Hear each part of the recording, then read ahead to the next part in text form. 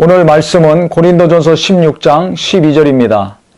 형제 아볼로에 대하여는 그에게 형제들과 함께 너희에게 가라고 내가 많이 권하였으되 지금은 갈 뜻이 전혀 없으나 기회가 있으면 가리라. 바울이 자기 자신이 고린도에 못 가는 상황이니까 디모데를 보낸다고 이야기했고, 또 아볼로에게는 고린도에 가라고 여러 번 권면했다는 것입니다.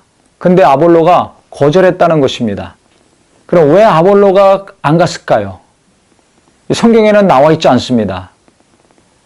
제가 생각할 때는 고린도 교회가 너무 복잡하고 문제가 많았기 때문에 내가 가더라도 해결할 수 없겠구나. 이 너무나 문제가 많고 많은 사람들이 영적으로 교만해져 있기 때문에 자기 자신이 가더라도 어려울 것 같다. 이런 생각을 해서 안 갔을 수도 있고, 또 한 가지는 내가 다른 곳에 가서 복음을 전하고 교회를 세우고 제자를 삼으면 더 많은 사람들이 은혜 받고 효과적으로 사역을 할 수 있는데 그 힘을 고린도에 가서 쏟으면 별로 효과적인 일을 못할 것 아닌가. 이런 계산 때문에 또 안 갔을 수도 있을 것입니다. 그런데 제가 이 본문을 읽으면서 깊이 감동이 되는 것은 그 첫 번째나 두 번째 경우가 아니라 고린도에는 아볼로를 특히 좋아하는 사람들이 있었습니다. 그래서 당이 생겼죠. 바울을 좋아하는 사람은 바울파, 아볼로를 좋아하는 사람은 아볼로파, 그것을 또 보기 싫어했던 사람들은 베드로파를 만들었습니다. 수제자라고. 또 이 세 당을 싫어하는 사람은 그리스도파를 만들었습니다. 이게 네 조각이 나 있었는데 만약에 아볼로가 가면 누가 가장 좋아하겠습니까? 아볼로파가 제일 좋아하겠죠. 그럼 어떻게 되겠습니까? 그 사람들은 기세가 등등해지고 나머지 사람들은 위축이 될 것입니다. 그러면 아볼로가 오는 것 자체만으로도 고린도 교회의 분열은 더 심각해질 수 있습니다. 성도들 간의 틈은 더 벌어질 수가 있습니다. 그래서 아볼로가 가지 않았을까라고 저는 생각이 됐습니다.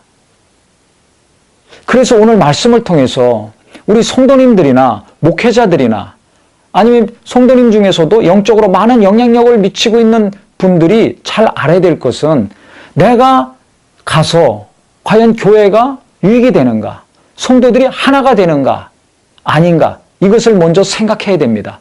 내가 어떤 일을 할 때 가르치거나 기도 인도를 하거나 찬양하거나 봉사를 하거나 교회 안에 많은 일들이 있지 않습니까?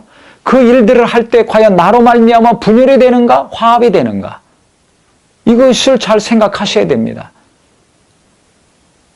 하나님 뜻대로 순종하지 않는 분들은 내가 원하는 사람들하고 내가 원하는 일을 자꾸 해나갑니다. 더 안 좋은 분은 어떤 분이냐면 하나님이 열심히 하고 은혜를 많이 끼치면서 자기 사람을 만드는 사람입니다. 예수의 사람을 만들어야 되는데, 예수의 제자를 만들어야 되는데, 예수의 증인을 만들어야 되는데 자기 사람을 만듭니다. 그러면 어떻게 됩니까? 나중에 그 사람은 자기 일하지 않고 사람의 일을 합니다. 그를 따르는 사람, 그에게 은혜 받은 사람은 예수의 증인이 아니라 그 사람의 증인이 됩니다. 예수의 제자가 아니라 그 사람의 제자가 되는 것입니다. 하나님의 일을 한다고 하면서 사람의 일을 하게 됩니다. 이게 너무나 중요한 일입니다. 이게 목사님도 은혜를 많이 끼치면서 자기 사람 만들면 안 됩니다. 은혜를 끼치면 끼칠수록, 헌신하고 일을 많이 하면 할수록 나는 예수의 제자를 만드는가? 예수의 사람을 만드는가? 아니면 내 사람 만드는가? 그래서 내가 원하는 일, 내 야망을 이루는 일에 교인들을 이용하고 교인들을 동원하고 교회 헌금을 쓰고 있는가? 아닌가? 이것을 목사님들이나 아니면 교인들이나 분명히 볼 수 있어야 됩니다. 이것을 제대로 보지 못하면 나중에 원수가 역사하게 됩니다. 그렇기 때문에 우리는 잘 알아야 될 것은 예수님이 베드로의 고백, 주는 그리스도시요 살아계신 하나님의 아들이십니다. 이 고백 위에 내 교회를 세우리라 말씀하셨습니다. 목사님의 교회, 장로님의 교회, 헌금 많이 한 분의 교회, 전도 많이 한 분의 교회가 아니라 바로 내 교회, 예수님의 교회를 세운다는 것입니다. 이것이 너무 중요합니다. 교회의 머리는 예수님이고 우리 모두는 예수의 공로를 힘입어서 교회를 이루는 지체들입니다. 그렇기 때문에 어느 누구의 교회냐? 나는 누구를 믿음으로 지금 신앙생활을 하고 있는가? 예수 그리스도가 돼야지 어떤 사람이 되면 안 됩니다. 그래서 3장에 강의할 때도 말씀드렸지만 은혜를 많이 끼치면서 나를 심어주는 분은 나쁜 분입니다.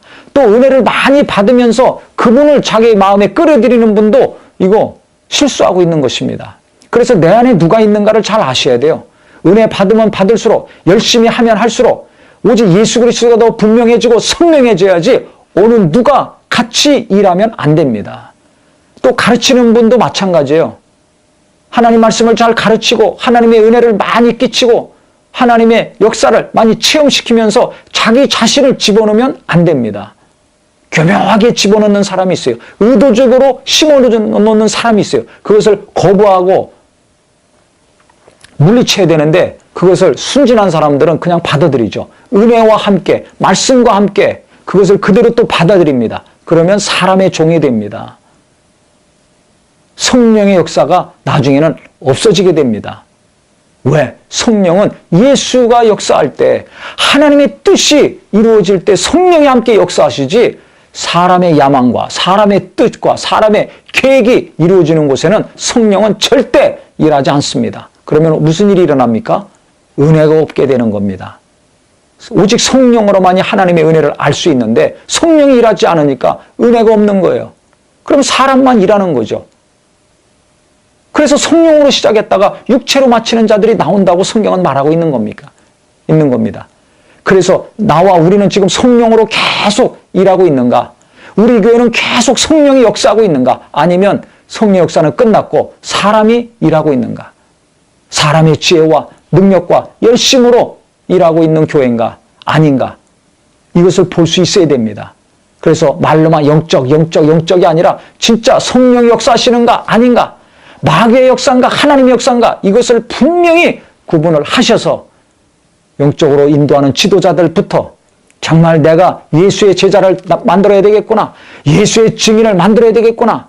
정말 주님만을 경외하고 사랑하는 자들을 만들어야 되겠구나. 결심하고 성도들을 잘 양육하고 인도하셔야 될 것이고 또 성도들도 은혜 받으면서 내가 더 예수를 사모하고 내가 더 예수를 자랑하고 내가 더 예수를 정말 증거하는 자가 되어야 되겠구나. 결심하셔서 인간적인 것은 끼어들지 않고 사심과 욕심은 끼어들지 않고 말씀을 전하는 자나 배우는 자나 인도하는 자나 따르는 자나 오직 예수가 중심이 되어서 모두가 예수가 목자 되시고 예수가 주인 되신 거룩한 교회를 이루어 가시기를 바랍니다.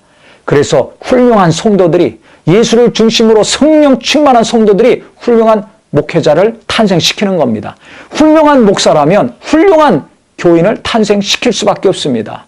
그래서 하나님이 기뻐하시는 교회, 하나님이 기뻐하시는 목사, 하나님이 기뻐하시는 거룩한 성도들이 되셔서 예수가 중심이요 하나님이 중심인 교회를 이루셔서 우리 하나님의 영광이 강력히 나타나는 귀한 은혜가 넘치시기를 예수 이름으로 축원합니다.